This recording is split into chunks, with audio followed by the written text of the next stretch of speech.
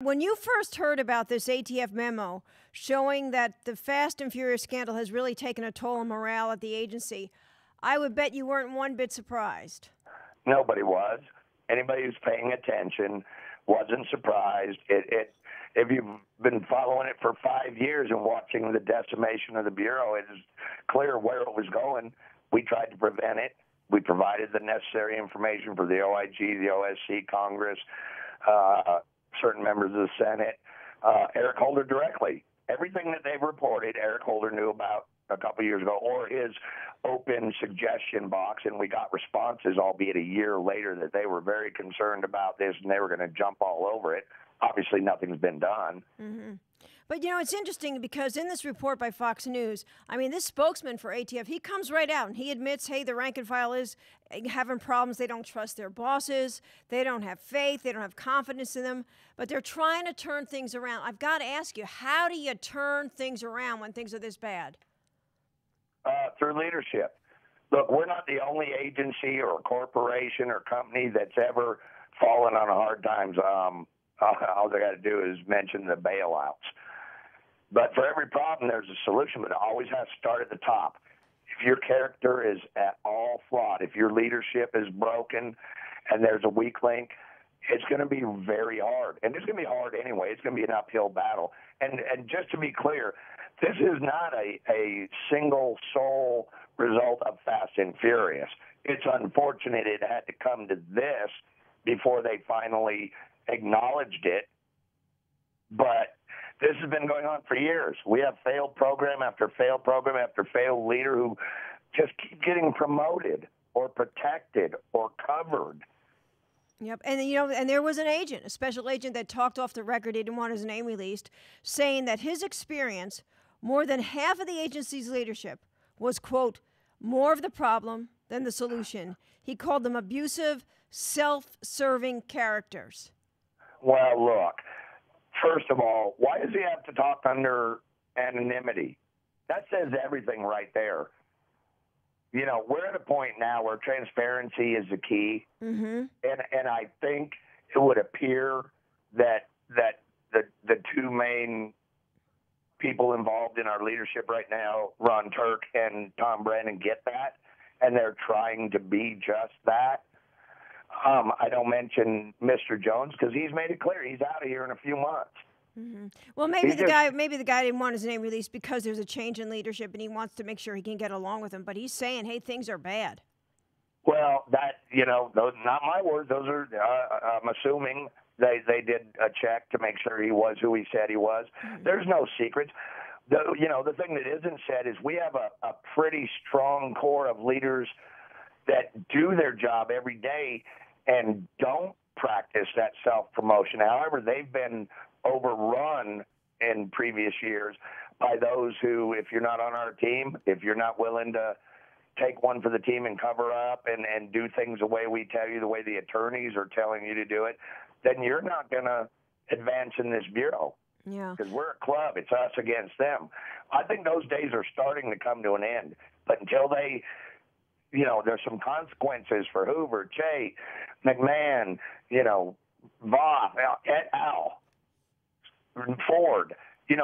Basically our entire top tier has been corrupted. Well, and that's interesting because one of the managers, again, he has to remain anonymous, but he says, it's been 16 months since we found out about Brian Terry's murder. Nobody's been held accountable for anything. And he says, while ATF says it has now replaced old leadership with new players, the old leaders never get fired. So my question, how do you change morale and move on if the people involved with the scandal are still sitting around there? You don't.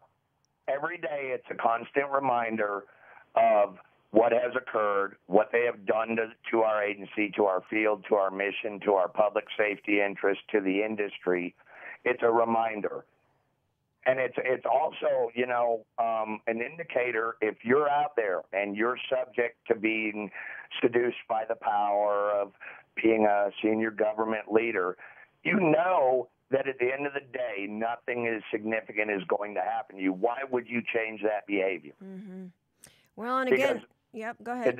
This Bureau has been mired for 4 or 5 years in self-promotion and there's been little, if any, focus placed on our mission and our service to the public.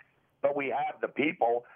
You know, we're so top-heavy with managers and leaders right now because when we were in the heyday, just like private industry, and we had all this money, and we were riding the wave, and we had good press, and Project Gunrunner, this and that, we didn't focus our assets to get better and advance the process. We used it for personal gain. We promoted half of the managers in the Bureau. Now we have 6, 8 managers in a chain of command. One guy had 11 managers in his chain of command, and he was the only agent being supervised by all these managers. My Does God. anybody carry a gun and a badge and work anymore? Or is everybody an SES or a GS-15 or 14 manager of failing programs? But, you know, Vince, I got to ask you, because I remember when I covered Waco and ATF morale, I mean, it was at an all-time low. Does this even compare with that? Fast and Furious, how does it compare? Is it worse? Oh, I absolutely think institutionally across the board, that was a one-dimensional incident that affected, you know, very specific field divisions, if you will, and fairly specific leadership who chose to lie or conceal or mislead the public and what have you. And ultimately, they were removed or sent packing. Here, you have just an institutional mandate to not go back and fix those who are harmed, who have been harmed, trying to do the right thing here. You're wasting taxpayer dollars in litigations trying to keep a lid on corruption instead of taking out the players who were responsible for this and showing the field you're serious about restoring this agency to its once held greatness. I got to ask you, what did you think about Holder in his own words, saying there's this new video, you probably saw it, calling for a campaign, this was back in 1995, that needs to, quote, brainwash people against guns. Does that say where he stands, where his agenda is on firearms? I think it speaks for itself. I'm about as shocked about seeing that video as I was about a survey, an independent, you know, neutral survey showing that our management is in the tank and nobody trusts our leadership and they're guilty of corruption, perjury, you know, judicial abuse and what have you. There is no shock there. I've never seen this Bureau be so agenda-driven, and that's one of the things that the leadership is going to have to do. We don't legislate from a Bureau, and the answer has to be no. You make the laws, we'll enforce them. It's that simple. Yeah. Well, That's what the elected officials are for. I mean, ICE is still trying to get the documents, and they're still moving forward with the process to hold the Attorney General in contempt of Congress. But my gosh, the clock keeps ticking and the time keeps going. Well, it probably is going to for a while. I do not see a bigger scandalous attack on and having more impact on our Constitution in recent times than this. You have lies and deceptions, apathy, and malfeasance in the highest levels of our government right now. None of these things that were portrayed or have come out in these recent articles about what is going on with the ATF leadership are secrets. Mr. Holder was provided direct, certified mail copies attesting to this. Had they addressed it when his aides emailed us back and said, oh, he's very concerned, he's going to get right on this, that he cannot tolerate this sort of leadership at ATF, and this is 3-4 years ago. Had he addressed it then, Fast and Furious would have never happened.